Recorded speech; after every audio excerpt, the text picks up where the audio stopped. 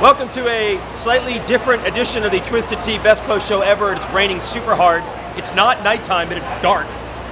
Casey Cochran's here inside the press tent. We have nowhere else to go. Nope. And honestly, you had your first podium, so do you care? I'm hanging out. I'm enjoying it. Yeah. Okay, a lot of people are going to say, hey, he did good in a mud race. But first of all, the last couple of motos, starting in Southwick, you've really shown progress anyway, before even this, right? Yeah. I mean, we've been building every weekend. Yes. What is the thing you've probably learned the most throughout these 7 races outdoors? I think today really shows it, like good starts. Good starts are so key. Yes. Like this is the first round where I've had 2 top 5 starts. Yeah. And that changes the game.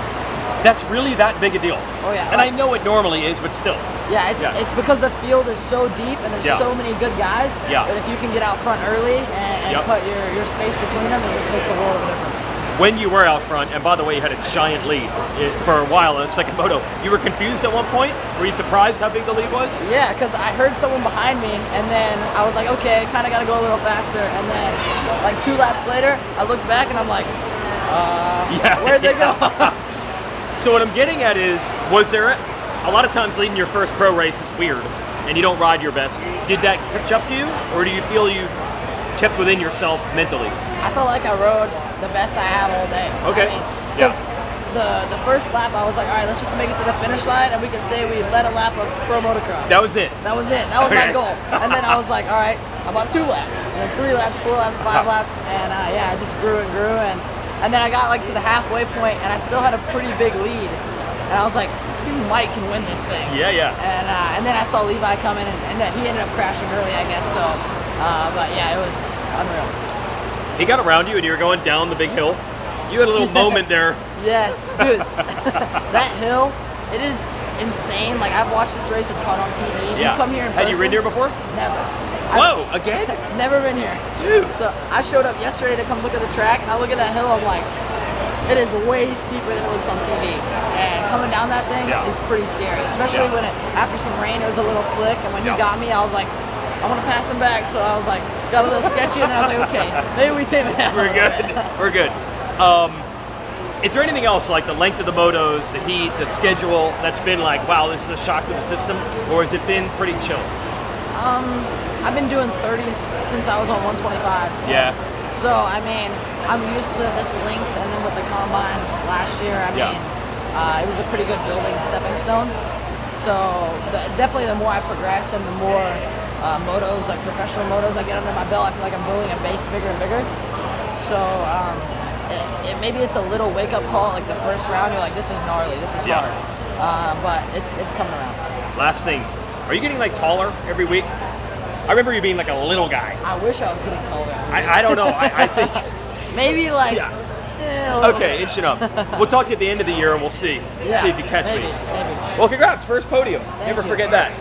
We'll get to some press conference highlights from this dark and rainy press tent, and we'll talk more. Thank you. Thank you.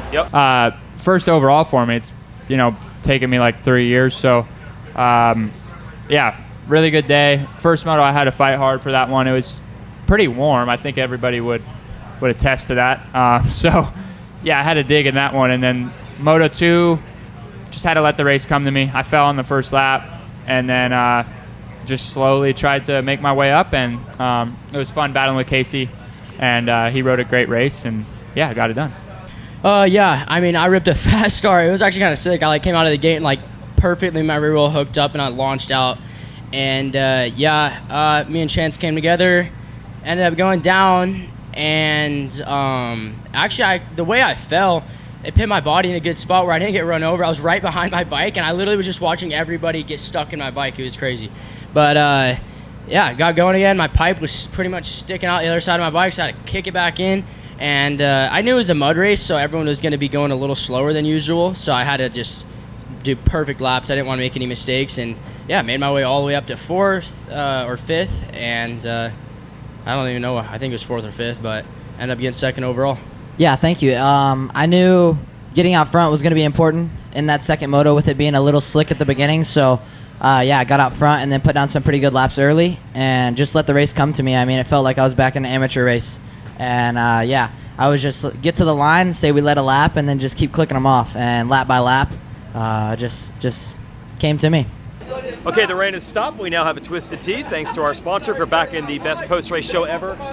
Boy, how quickly racing can change. I've been talking about this roller coaster ride all year long.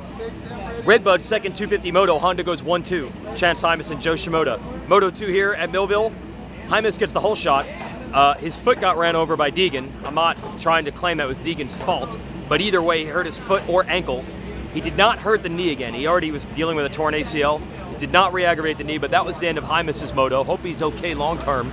And then Shimoda got caught in that first turn crash, and he didn't finish the moto either. So Honda 1-2 last week's second moto, DNF in this week's second moto. Wild. And then as for the 450 class, you know, Chase Sexton is quickly becoming the boss of the situation. Good ride by Hunter. And honestly, we respect the honesty over here. Just saying he was tired. He didn't have anything left to fight Chase with in the second moto. Let's talk to the guys in the press conference. Yeah, I would say today my starts were a little bit better. First moto especially, I came out third, which is it's good enough to get the job done. Second moto, my start was good, but I got pushed really far wide. The guys from the inside didn't really let off and got kind of sandwiched, so had to go from a little bit farther back. But yeah, no, I felt good on the bike today. Qualifying wasn't great. Was riding like a little bit of an idiot. And then for the first couple laps of the first one, I was trying to calm down and kind of get into a flow. And once I find the flow, it makes it a lot easier. And the sand rollers were really gnarly today, which was kind of like the main point of the track for me. And yeah, second moto had a really good pace after about 10 minutes in, and just kind of kept it going and had a lot of fun. Track was difficult and a little warm today, so made for more separation. Yeah, I think we've just been building slowly like the whole season, and I expect to be on the podium each weekend. That's kind of where my goal is, and I felt like I rode really good today. We definitely switched to the paddle, and that helped with the start.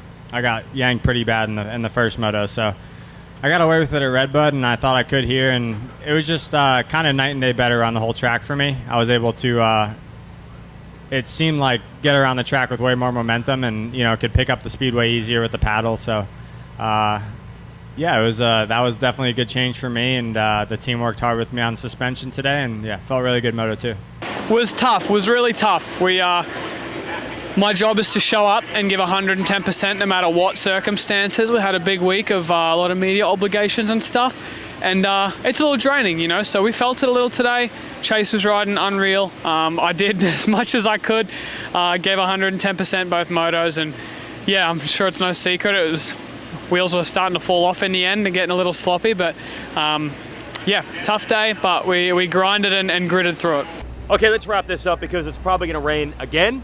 We're going to Washougal. That is Levi Kitchen's home track, but even he says the track doesn't necessarily favor him. He'll have fans on his side, which is certainly cool. Really great to have him sitting on a 1-1 going in. And the chaotic 250 class, my broadcast partner James Stewart kind of summed it up on the show. It starts to feel like the title is meant to be when you have Deegan's situation of down in the first turn and ends up gaining points on everyone that was behind him right in points by the end of the moto. That says something about, A, his ability to salvage, no doubt about it, but just how the momentum is not swinging everyone else's way every time it looks like it's about to. And as for the 450 class, you know who's got the momentum there. It's Chase Sexton. Now this is getting alarming real quick because it was close that very first moto without Jet at Redbud. Hunter might have held him off. He didn't, and now everything looks a lot different. But if we learned anything today, anything can happen in racing. Thanks for Twisted Tea. I don't have a co-host today, so look what happened. I got two. See you at Washougal.